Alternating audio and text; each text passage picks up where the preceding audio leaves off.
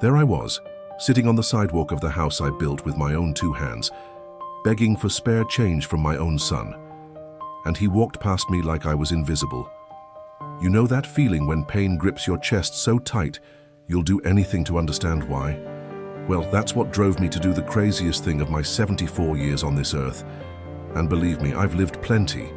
Built a home, raised 3 kids, buried my Eleanor. But I'd never felt abandonment that cut this deep. If this story touches your heart, please share it so it reaches more folks who need to hear this. It all started after Eleanor's funeral 2 years back. At first, the kids were always around. Richard, Margaret, Michael.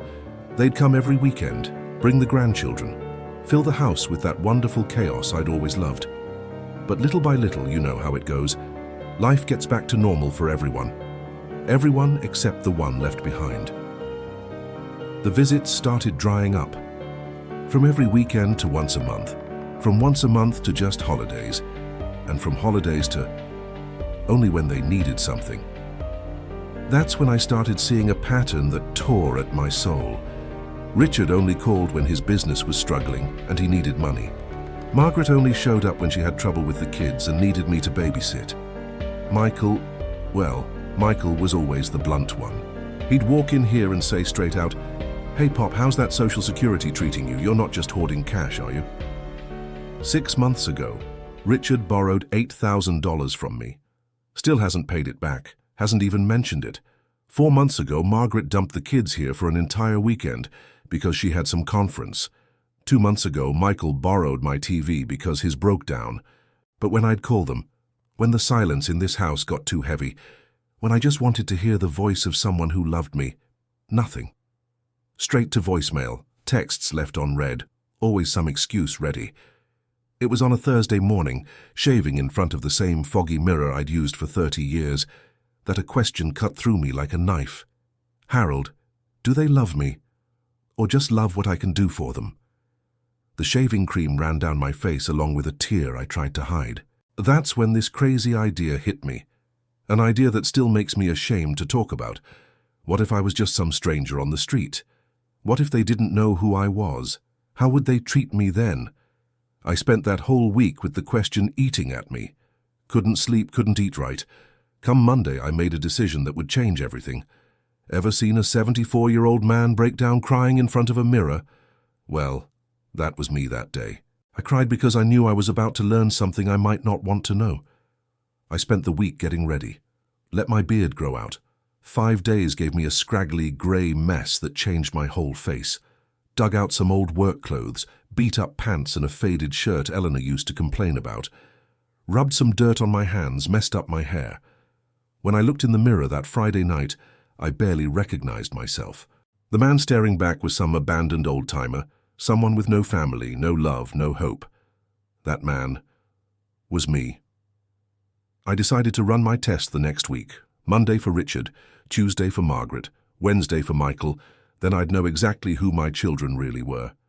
Come Monday morning, my heart was hammering so hard I thought I might keel over. Grabbed an old baseball cap, threw some loose change in it, and headed out at 6 a.m. Richard's always been an early bird. Even as a kid, couldn't sleep past sunrise. Now he's a successful businessman, leaves his house at 7 sharp every morning, lives just 8 blocks over, but man, those 8 blocks felt like 8 miles that morning. I planted myself on the sidewalk right outside his gate, set the cap down with the coins jingling to catch attention. Then I waited, heart in my throat. 7 o'clock. Gate swings open. Out comes Richard, sharp as always in his work clothes. Grey suit, blue tie, that leather briefcase his company gives him every Christmas. 2 yards away from me. My oldest boy, the kid I taught to ride a bike, who used to crawl into bed with us during thunderstorms. "Sir," I said, trying to disguise my voice, "could you spare some change for an old man? Haven't eaten since yesterday." Richard stopped. For one split second that felt like forever, I thought he might recognize me. He looked at me, and what I saw in his eyes, nothing. No compassion, no curiosity, just irritation and the need to get moving. "Listen, old-timer, go find yourself a job," he said, tossing 2 quarters on the ground, not even close to my cap. Work never killed anybody. Standing around begging like this. And off he went. Climbed in his BMW and peeled out, nearly running over a stray cat. I sat there staring at those 2 quarters glinting on the asphalt. 50 cents. I couldn't even get angry right then, just empty. Like part of me had died right there on that sidewalk. I picked up the coins and pocketed them. First child, first heartbreak. Tuesday was Margaret's turn. My daughter was always different from her brothers. Bookish, socially conscious, as she puts it. High school history teacher, always going on about inequality and injustice. She stops by the corner bakery every morning around 8 before school. I found a spot on a low wall nearby and settled in to wait. When she showed up, beautiful as ever with that straight-backed walk of someone who thinks they know everything, my heart started racing again. My little girl, my daughter. "Ma'am," I called out when she got close. "Could you help out an old man? I'm awful hungry." Margaret stopped and looked me over like I was some sociology project. She opened her purse, and for a second I thought she might actually give me money. Instead, she pulled out a business card. "Sir," she didn't even ask my name. "I understand your situation, but you really should contact the proper agencies. This card is for a charity organization that helps homeless people. They can tell you about food programs, your rights as a citizen." Then she launched into this 5-minute lecture about welfare dependency, about teaching a man to fish instead of giving him a fish, about how society needs systemic change. 5 whole minutes of talking, $0 of helping. "We need to break the cycle of dependency, you understand?" she said, all pleased with herself. "It's about social responsibility." Then she marched into the bakery, came out with a bag of fresh rolls, the smell drifting over and making my stomach actually growl. Never looked back once. There I sat with her little card, watching my daughter drive away in her Prius. 2 kids down, 2 strikes to the heart. But I still had Michael. Wednesday, I had to take the city bus clear across town to Michael's subdivision. Picture this, 74-year-old man dressed like a vagrant, riding public transit to test his own son. If it wasn't so painful, it'd be downright ridiculous. Got there around 4 and camped out in a little park across from his gated community. Michael always gets home from his sales job around 5:30, 6 o'clock. When he finally showed up, he had Tommy with him, my 6-year-old grandson, the light of my life. "Excuse me, mister," I called out as they got close. "Could you maybe—" "Beat it, pal." Michael cut me off before I could finish. "Tommy, get over here. Stay away from people like this." Then came the part that hurt worse than anything else in this whole mess. Michael squatted down to Tommy's level and said, loud enough for me to hear every word, "See that, buddy? This is why Daddy tells you to stay in school, so you don't end up like that guy. These people are trouble, son. Drunks and criminals. You stay far away from them, you hear me?" Tommy looked at me with those wide, curious eyes kids have, and for just a moment, we locked gazes. I could see the same kindness in him that Michael used to have at that age, but my own son. My baby boy was teaching my grandson to look down on me. They disappeared through the subdivision gates, and I just sat there. Sat there until dark fell, trying to figure out where I'd gone so wrong. 3 children, 3 crushing disappointments, 3 daggers through the heart. You want to know the real kicker? Those 3 days in disguise, the people who treated me best were complete strangers. Monday, after Richard's cruelty, I was wandering around in a daze when this lady selling newspapers at a bus stop shared half her sandwich with me. "Here you go, honey. I already had my fill." Tuesday, some teenage kid stopped to chat. "What's it like being homeless, sir?" No meanness, just genuine curiosity. We talked for an hour.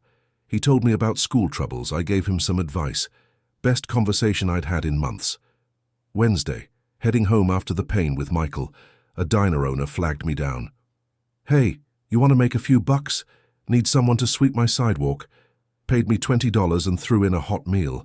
3 complete strangers showed me more kindness in 3 days than my own flesh and blood had in 3 months. Got home Wednesday night and went straight to the bathroom. Peeled off those raggedy clothes, took a long hot shower, shaved off that scraggly beard. But looking in the mirror, the man staring back had changed. It wasn't just losing the whiskers.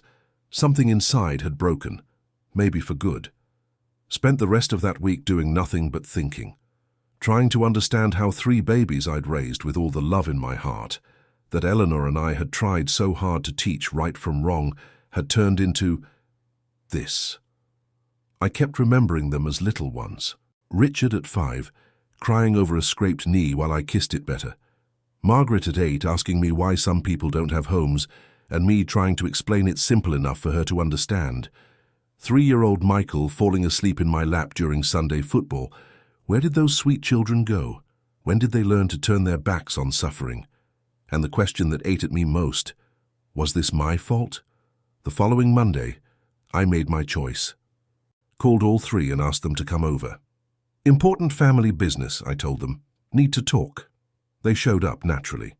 When Pop says family business, they think inheritance and wills. We gathered in the living room, same room where they used to build blanket forts and play board games. I looked at each of their faces and started slow. Kids, you remember what Sunday afternoons used to be like when you were little? Richard sighed like I was wasting his time. Dad, you drag us over here to take a trip down memory lane. Just answer the question, I said. What were they like? Margaret shifted uncomfortably. They were nice. Mom would make that big dinner. And after dinner, we'd all hang out, Michael mumbled. Watch TV, play games. Right. And do you remember what your mother and I always taught you about helping people, about being decent human beings? Dead silence. Last week, I continued, my voice starting to shake, I met 3 people on the street. One was a businessman, too busy and important to help a hungry old man, just tossed some pocket change on the ground and lectured him about getting a job.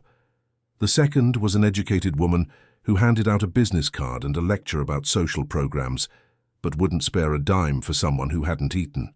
The third was a father who taught his little boy that poor people are dangerous criminals to be avoided. They stared at me, not getting where this was headed. What if I told you those 3 people were sitting right here in this room? The confusion hit their faces like a slap.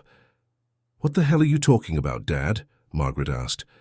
Last week I dressed up like a homeless man and went begging to each of you. You didn't recognize your own father, but I got to see exactly who you really are when you think nobody important is watching.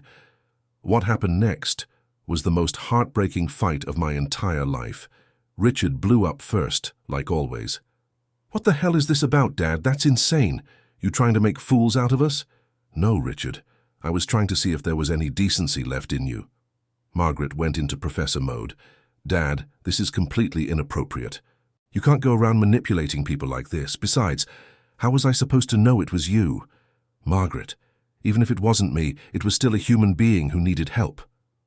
Michael stayed quiet for a long time, but when he finally spoke, there was anger in his voice I'd never heard before. That's just wrong, Dad, really wrong, and doing it in front of my kid.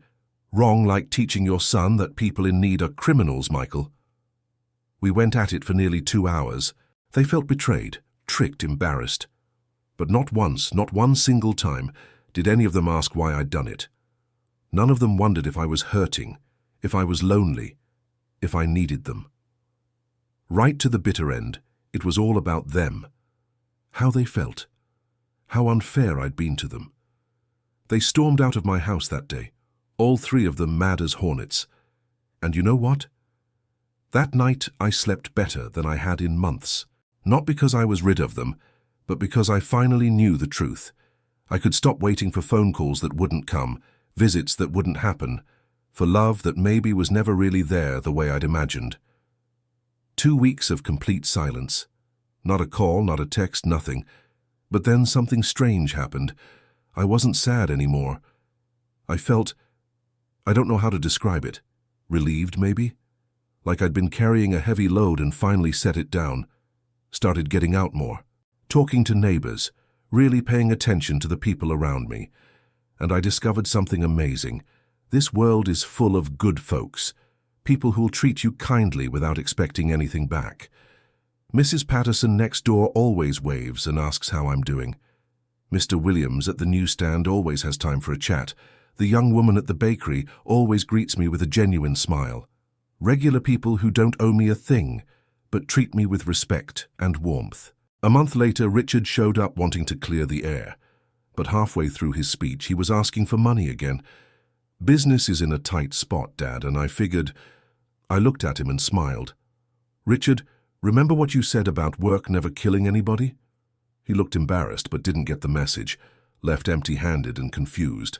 Margaret sent me this long text message. Lots of fancy words about how society conditions us to be prejudiced, how she'd been reflecting on these issues. But nowhere in all those words did she say, Dad, I'm sorry. Michael vanished completely. Then, 2 months after everything went down, the doorbell rang on a Thursday afternoon. My daughter-in-law stood there with Tommy. Hi, Harold, she said awkwardly. Tommy kept asking about Grandpa. The little guy ran straight to me and wrapped his arms around my waist. Grandpa Harold, I drew you a picture. Beautiful drawing, all bright colors. A house with 2 stick figures holding hands out front. That's me and Grandpa, he announced proudly. My daughter-in-law stayed for coffee. Harold, I don't know exactly what happened between you and Michael, but Tommy misses you something fierce, always asking when he can see Grandpa. That's when it hit me. Adults might lose the ability to love without strings attached, but kids still know how. Maybe there was hope after all. He's welcome here any time, I said, ruffling Tommy's hair. Grandpa, how come Daddy says you're mad at him? Tommy asked with that brutal honesty only children have. It's not quite like that, little man. Sometimes grown-ups have disagreements, but that doesn't change how much Grandpa loves you. Today, 4 months later, my life is completely different. Not because my children came crawling back with apologies. 2 of them barely speak to me. And when they do, it's because they want something. It's different because I stopped waiting around for them. Richard drops by occasionally, always needing money, always with some new sob story. I listen politely, offer advice if he asks, but my wallet stays closed. Work never killed anybody, I remind him, and he never understands why I'm smiling when I say it. Margaret sends me cheerful morning texts about the weather and her job, but never mentions that awful day.